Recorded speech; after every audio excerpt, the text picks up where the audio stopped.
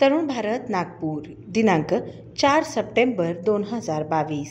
रोखठोक तिमिराकडून तेजाकडे। लेखक दिनेश गुणे। आजपासून सुमारे 200 वर्षांपूर्वी मुंबई प्रांतावर एक राजा होऊन गेला। म्हणजे त्या काळी देशावर राज्य चालविणाऱ्या ब्रिटिश राजसत्तेच्या प्रतिनिधींना राजा मानण्याची गुलामगिरीतील प्रजेची प्रथा होती।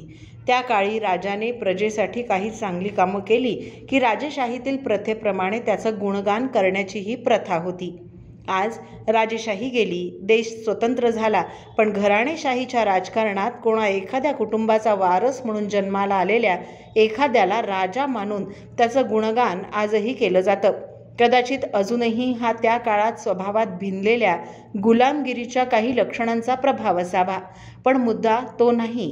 तर वर्ष 1819 ते 1827 या काळात मुंबई प्रांताचा गव्हर्नर म्हणून तेव्हाच्या मायबाप राज्यकर्त्यांनी माउंट स्ट्युअर्ट एल्फिन्स्टन नावाच्या ब्रिटिश राजकीय नेत्याची नियुक्ती केली होती। त्याने मुंबई प्रांताचा राज्यकारभार हाती घेतला आणि काही सुधारणाही केल्या। दक्षिण मुंबईत समुद्रालगतच्या टेकडीवर गिरगावातील स्थानिक रहिवासी तेव्हा आपली गुरं चरावयास नेत असत। माउंट स्ट्युअर्ट एल्फिन्स्टनला ही टेकडी आवडली।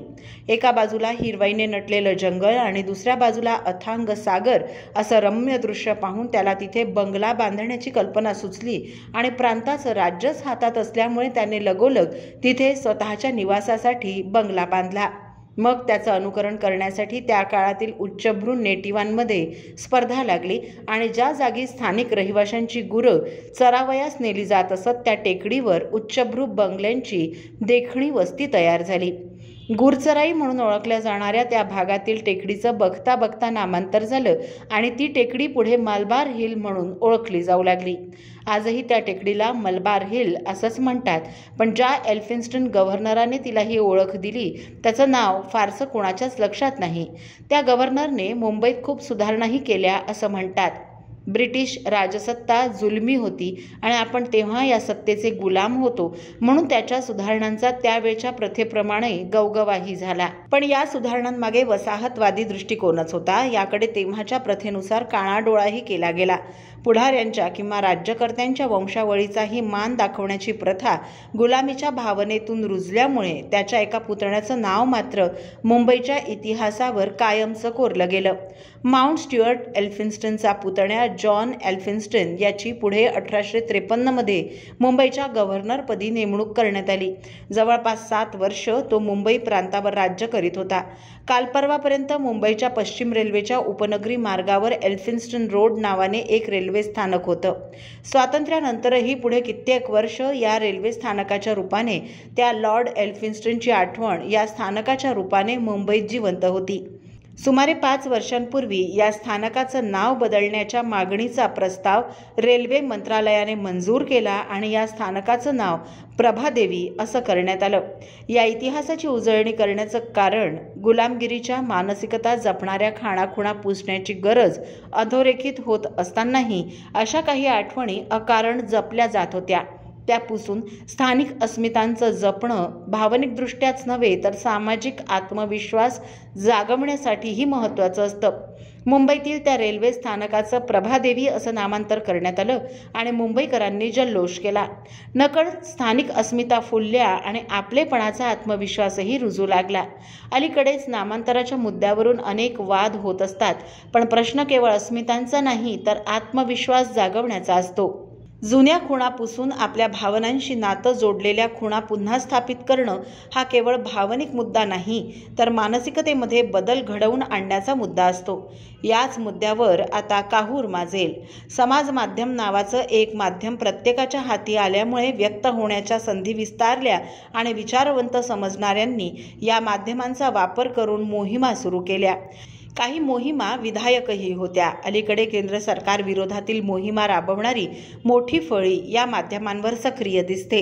केंद्र सरकारच्या कोणत्याही निर्णयाच्या विरोधात समाजात संभ्रम पसरवण्याचं काम ही फळी मोठ्या इमानदारीने पार पाडत असते। स्वच्छ भारतसारखी सामाजिक सवयी बदलणारी मोहीम अपेक्षेप्रमाणे यशस्वी झाली नाही तर त्याची जबाबदारी समाजाच्या उदासीनतेची असते याचा विसर पडून ही फळी केंद्र सरकारची फसलेली मोहीम म्हणून खिल्ली उडविण्यास सुरुवात करते आणि समाजात संभ्रम पसरतो।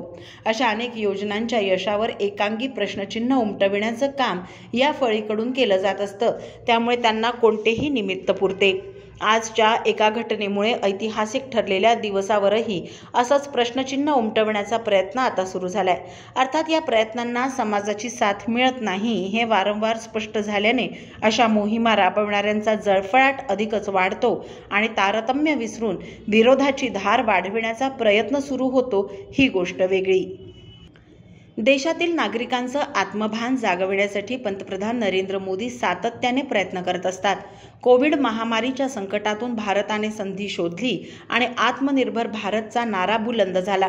एकेकाळी वैद्यकीय क्षेत्रात वापरलं जाणारं PPE किट आयात करावं लागत असे।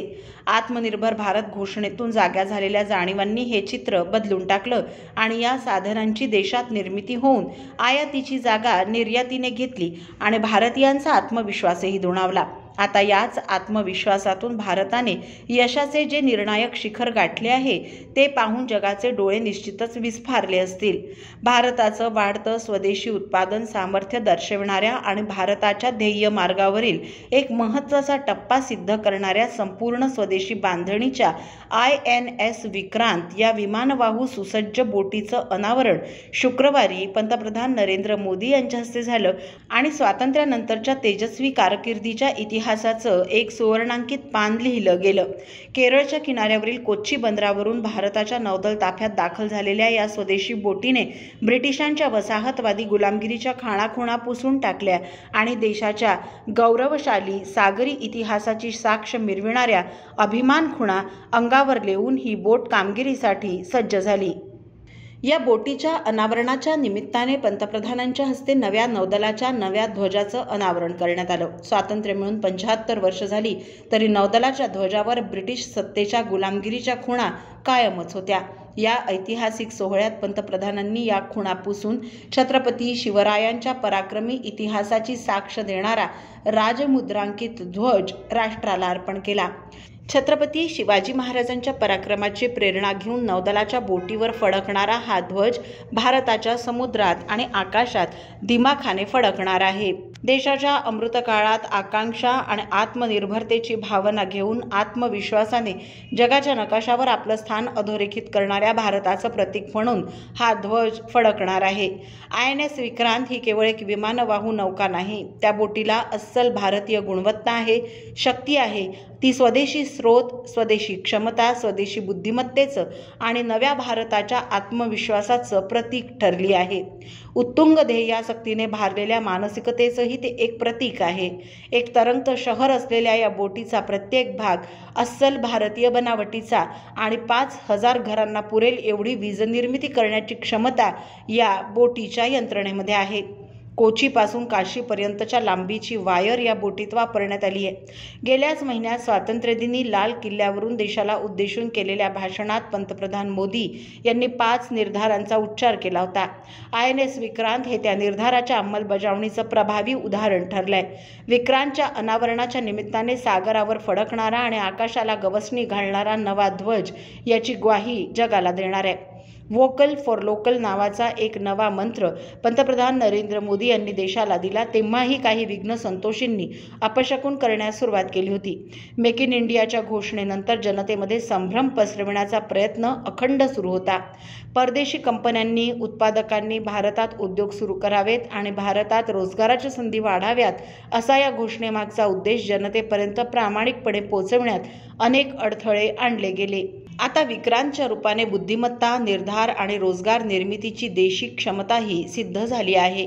गुलामगिरीच्या मानसिकतेतून बाहेर पडणं आणि मनामनातील आत्मविश्वास जागवून आत्मनिर्भर भारताची उभारणी करणं हे पंतप्रधानांचं स्वप्न प्रत्यक्षात येण्याचा पहिला टप्पा म्हणून INS विक्रांत या स्वदेशी बनावटीच्या महाकाय विमानवाहू नौकेची नोंद झाली। केवळ नामांतर करून अस्मितेची जपणूक होईल, पण गुलामगिरीच्या मानसिकतेतून कायमचं बाहेर पडावयाचं असेल तर तर स्वकर्तृत्वाचा आत्मविश्वास जागवला पाहिजे. गेल्या काही दशकांमध्ये ब्रिटिश वसाहतवादाच्या खुणा मिरवणारी केवळ नावं बदलून त्यांची जागा प्रादेशिक अस्मिता चिन्हांनी घेतली. मानसिकता बदलण्याच्या प्रक्रियेत याचं महत्त्व दुय्यम नाही, पण तेवढं पुरेसंही नाही. मानसिकता बदलल्यानंतर नवा आत्मविश्वास रुजवण्याचं मोठं आव्हान असतं. असं आव्हान स्वीकारण्याचा आणि पेलण्याचा आत्मविश्वास INS विक्रांतने देशात रुजवलाय. एल्फिन्स्टन नावाच्या एका ब्रिटिश गव्हर्नरच्या नावाने कित्येक दशकं अस्तित्वात असलेल्या रेल्वे स्थानकाचं प्रभादेवी असं नामांतर झालं तेव्हा सामान्य नागरिकांच्या भावना सुखावल्या गेल्या. आज विक्रांत नावाची स्वदेशी बोट छत्रपती शिवरायांची राजमुद्रा असलेला ध्वज मिरवत नौदलात दाखल झाली तेव्हा सुखावलेल्या भावनांना आत्माभिमानाची जोड मिळाली आहे. संपूर्ण देश आज या अभिमानास्पद घटनेचा साक्षीदार झालेला असताना विघ्नसंतोषी टोळकी मात्र समाज माध्यमांवर बोटं चालवून ध्वज बदलल्याच्या पोटदुखीचं प्रदर्शन करताना दिसत आहेत. या देशात जनसामान्यांच्या अस्मिता जपण्याला आणि आत्मविश्वास रुजवण्यालाही तेवढंच महत्त्व आहे. याचा विसर पडलेली ही टोळकी अभिमानास्पद घडामोडींमधील कुसळ शोधण्यासाठी सरसावली आहेत. लोकांच्या मनात संभ्रम निर्माण करणं हीच आपली जबाबदारी असल्याच्या विकृत भावनेने कोणत्याही चांगल्या कामात खोडा घालणाऱ्या या टोळक्यांकडे दुर्लक्ष करणं योग्य असलं तरी त्यांना नाकारण्यात अर्थ नाही, कारण त्यांच्या अस्तित्वामुळेच कोणत्याही घडामोडीतील चांगल्याची चर्चा ठळक होते. देखण्या बाळाला दृष्ट लागू नये म्हणून त्याच्या गालावर काजळ लावण्याची प्रथा आपल्याकडे आहे. या टोळक्यांचे उद्योग म्हणजे देखणेपणाला दृष्ट लागू नये यासाठी लावली जाणारी काजळी आहे असं मानलं तर त्यांचाही सहजपणे स्वीकार करणं सोपं होईल. बरं वाईट सगळंच सहजपणे स्वीकारण्याची आणि पचवण्याची भारतीयांची संस्कृतीच आहे.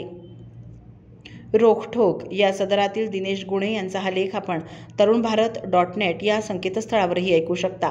असेच अभ्यासपूर्ण आणि परखड विचारांचे लेख ऐका फक्त डिजिटल तरुण भारत सोबत. त्यासाठी आमच्या YouTube चॅनलला लगेच सबस्क्राईब करा, लाईक आणि शेअरही नक्की करा. धन्यवाद.